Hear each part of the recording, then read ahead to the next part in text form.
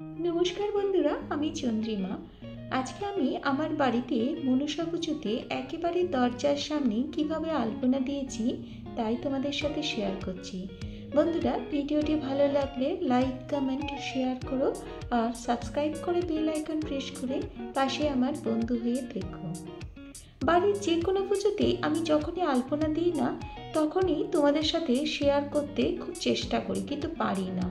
কারণ কি জানো তো, তখন আমার এত ব্যস্ততা থাকে যে ক্যামেরা ঠিকমতো সেট করা, অন অফ করা, বেশ অনেকটা সময় লাগে তো এগুলো করতে, তো সেটা আমার হয়ে ওঠে না। তোমরা যে ভিডিওটা 10 মিনিট বা 6 মিনিট বা 1 মিনিটেই দেখে থাকো, সেটা কিন্তু ওই কটা মিনিটের কাজ নয়, তার আগে পিছে অনেকটা সময় ওখানে আমাকে দিতে হয়। তাই আমি অতটা সময় পাই না অত ব্যস্ততার মাঝে। কিন্তু এবারে আমি আগের থেকেই ঠিক করে রেখেছিলাম যে আমি যে আলপনাগুলো দেব তাই আমি শ্যুট করব এবং তোমাদের সাথে শেয়ার করব। তাই পুজোর আগের দিন এই আলপনাগুলো আমি দিয়েছি। আগের দিন দেওয়াতে আমি সেগুলো শ্যুট করতেও পেরেছি, যদিও শ্যুট করতে আমি বেশ খানিকটা বেগ পেতে হয়েছি। আর একেবারে স্বাভাবিকভাবে আলপনাটা দিয়েছি। জানো তো, এখানে আলপনা দেওয়ার জন্য আমি কোনো তুলি ব্যবহার করিনি। এখানে নিয়েছি পোস্টার কালার, নিয়েছি আমি খড়ি মাটি আর কিছুটা তুলো। আর জানো তো, ছোটোবেলাতে আমি এইভাবেই আলপনা দিতাম, খড়ি মাটি নিতাম আর হাতে কিছুটা তুলো নিতাম। আর আমার শিক্ষাগুরু ছিল আমার মা। আমার পরিবারে সকলেই আমাকে উৎসাহ দিত, যেমন দিতাম, যেভাবেই দিতাম আলপনা, সবাই আমাকে খুব উৎসাহ দিত এবং এরপরের বার আরও ভালো হবে সেটাও বলে দিত। আর ছোট্ট আমি সেই সাংঘাতিক উৎসাহে উৎসাহিত হয়ে উঠতাম আর আরও ভালো করার চেষ্টা করতাম।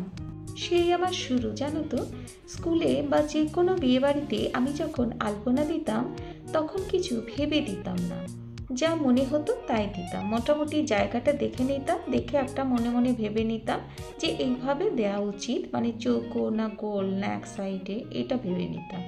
তারপরে শুরু করে দিতাম। হ্যাঁ, আর এই আলপনা দেওয়ার ক্ষেত্রে জানো তো, আরেকজনের কথা আমার না বললে খুব ভুল করা হবে, সেটা হলো আমার মাসি। সে আমার হয়তো রক্তের সম্পর্ক ছিল না, কিন্তু ভীষণ ভালোবাসতো, মায়ের সাথে একসাথে সার্ভিসও করতো। তিনি আজ এই পৃথিবীতে নেই, কিন্তু তিনি আলপনায় খুব পারদর্শী ছিলেন। সেই মাসি আমাকে কিছু উৎসাহ তো দিতেনই, আর কিছু টেকনিক শিখিয়ে দিয়েছিলেন, যা আজও আমার পাথেয়।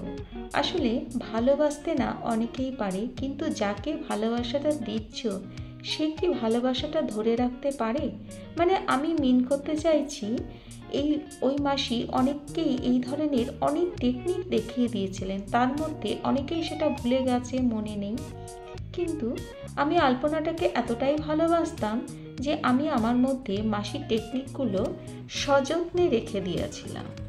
তোমাদের সাথে কথা বলতে বলতে আমার অনেকটাই আলপনা হয়ে এসছে। বাড়ির মনসা পুজোতে আমি এইভাবেই দরজার সামনে আলপনা দিলাম। তোমাদের কেমন লাগলো অবশ্যই জানিও। আর তোমরা তোমাদের ক্রিয়েটিভিটি দিয়ে এইভাবেই বিভিন্ন ধরনের আলপনা করতে চেষ্টা করো। প্রথমে হয়তো ভালো হবে না, কিন্তু আস্তে আস্তে চেষ্টা করতে করতে দেখবে ওই ভালো না হওয়াটাই কখন সুন্দর হয়ে উঠবে। তো তোমরা এইভাবে দেওয়ার চেষ্টা করো। আর আমার এটা ভিডিওটি কেমন লাগলো অবশ্যই জানিও, আর কে কোথা থেকে দেখছো সেটাও জানিও।